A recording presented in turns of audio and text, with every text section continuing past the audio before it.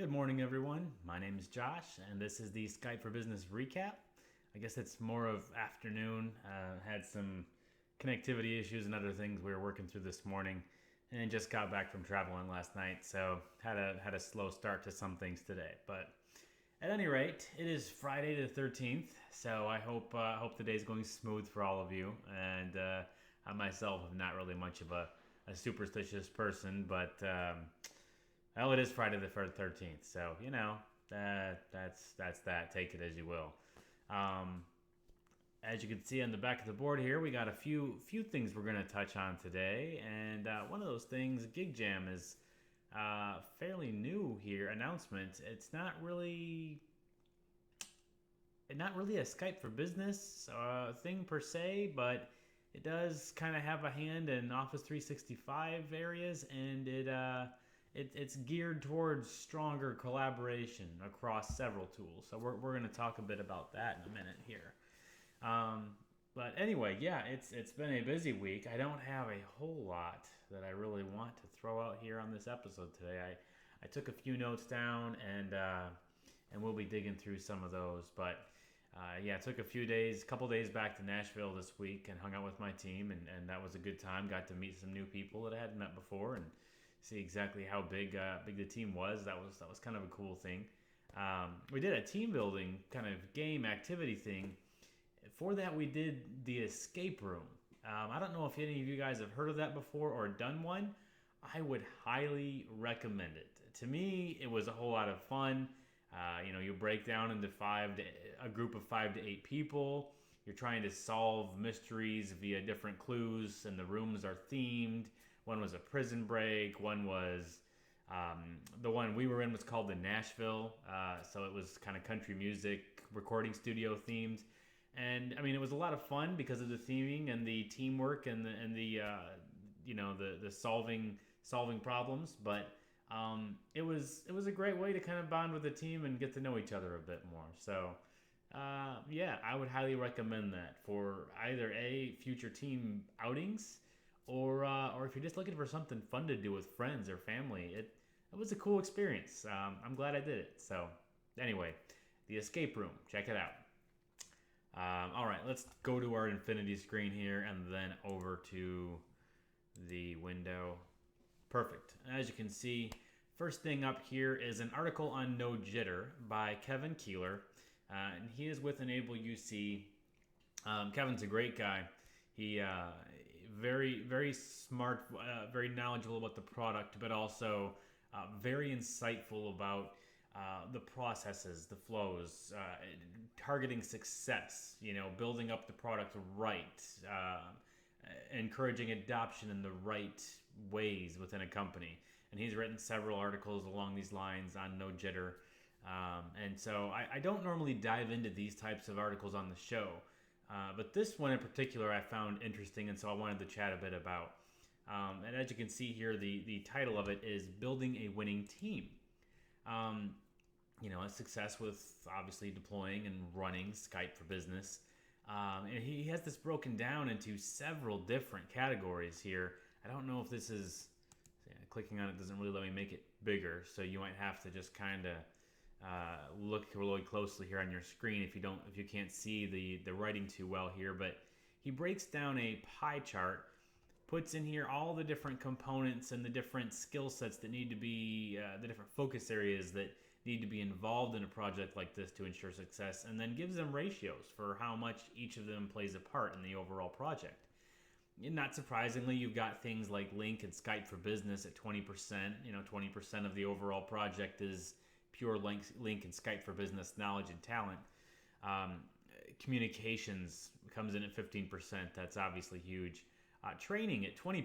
Some of you might find that interesting or odd, but if you're going to ensure success and good end user adoption and a user base that loves the tool and knows how to use it properly, you could build the most amazing thing in the world, but if the users don't know how to use it and they haven't been properly trained, your success rate is going to plummet. And so that was a very good observation there to put in. There are several other things that come in lower here. Security, 5%, Exchange, 5%, SQL, 3%, OS is 2%. network at 10%, project management 5%, project leadership at 5%.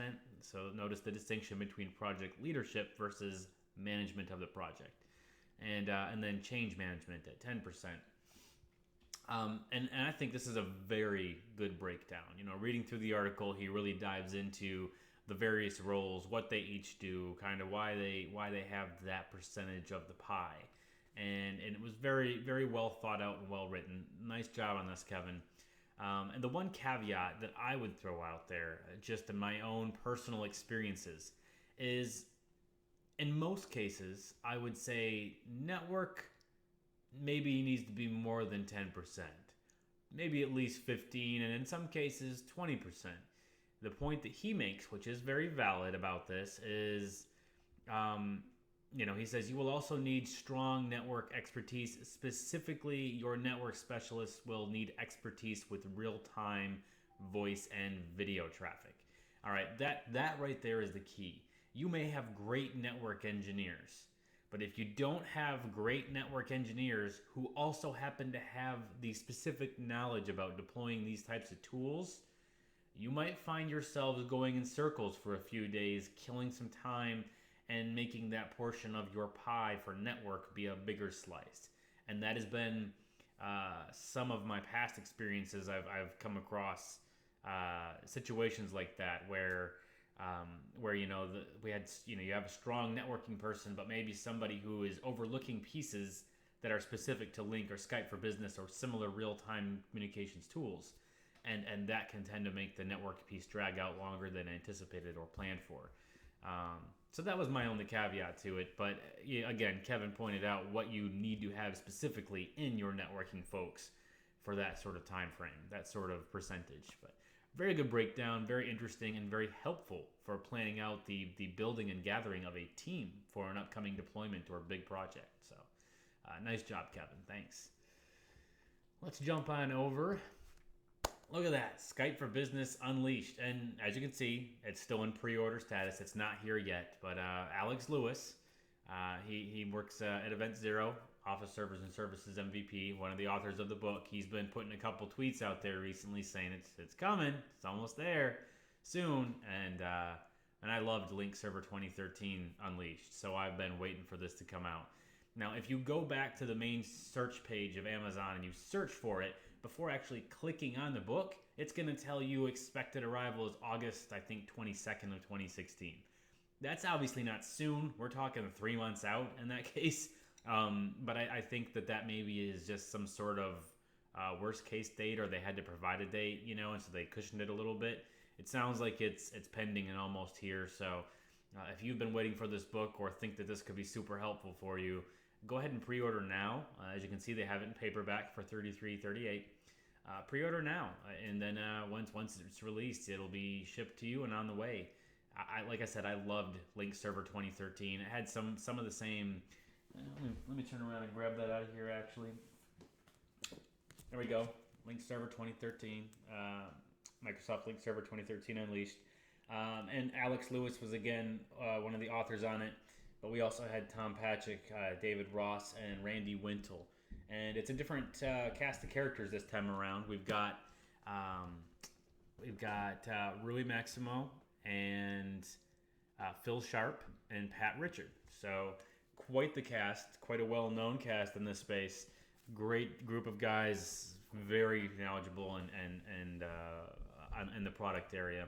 So you can expect good things from the book. And if you're breaking into Link and Skype for Business and really still learning a lot and trying to fit all the pieces together, this type of book is great for that, because it doesn't go deep on specific topics. I mean, it goes pretty deep, but it really does a great job of fully explaining what everything is, how it works together, and then it goes through deployment tasks for some of the more common deployment scenarios. So yeah, I'm looking forward to that coming. Thanks for putting all the hard work that goes into writing a big old book like this, guys. We appreciate it, and I'm looking forward to getting my copy. So, all right, moving on here.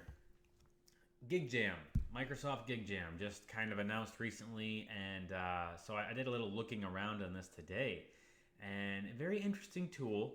it does not appear that Skype for Business is really a component here, but the general idea is a user starts a gig. Okay, they start a little gig, and it's kind of like a workspace, and they can pull different things in, like something from OneDrive or email from Office 365 or stuff from Salesforce, product info from Salesforce. There's Google stuff that you can pull in as well. There's a number of different resources that you can pull into your gig, and you start working on it, and then you go and you see this little circle line here. You actually let me see here. They've got some logos here. We've got a Bing logo, Microsoft Dynamics, Salesforce, some Google, Office 365, of course.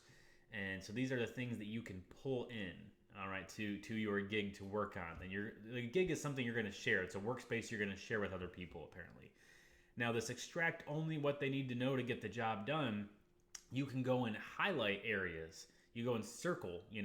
Let's say you have two of these things you want to share right here that you're working on. So you'll circle them up and group them together, and you'll share them out. And you can also make X's over specific places, like maybe recipients on the list, or specific product information that isn't relevant to the piece you're working on with external resources.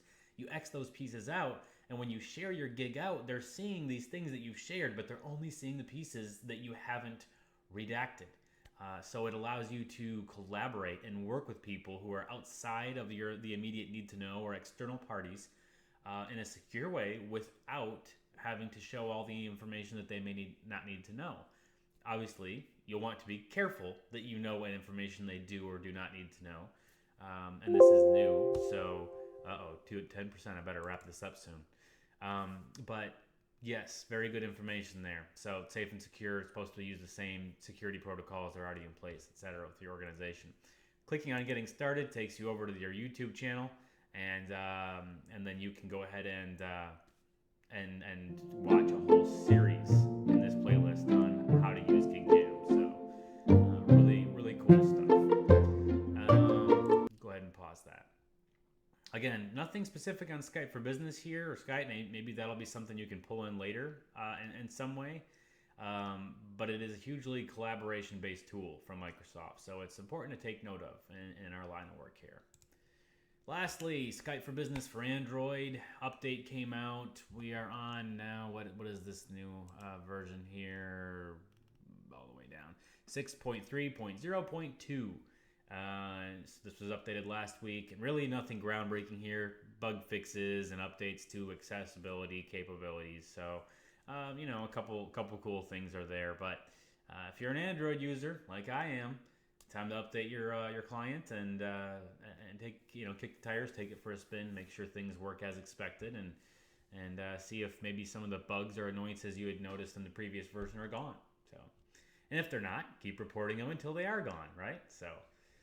That was the last little update I've got for you guys here. Let me jump back over out of the infinity screen. All right, before my computer dies on me because I left my power cord in a hotel during my trip, and I need to figure out what to do there. Let me go ahead and wrap this up. Thank you guys. Thank you for joining me again this Friday. I appreciate it. Hopefully I can get this thing out with my computer dead before Friday's up. But either way, I thank you guys again for joining me. Those of you that are reoccurring watchers every Friday, I appreciate the support. For those of you that retweet and share, huge thanks there. You guys have a great weekend. I hope it's restful. I'm looking to hopefully get some rest. And hopefully we'll see all of you guys back here next Friday for another Skype for Business recap. Adios.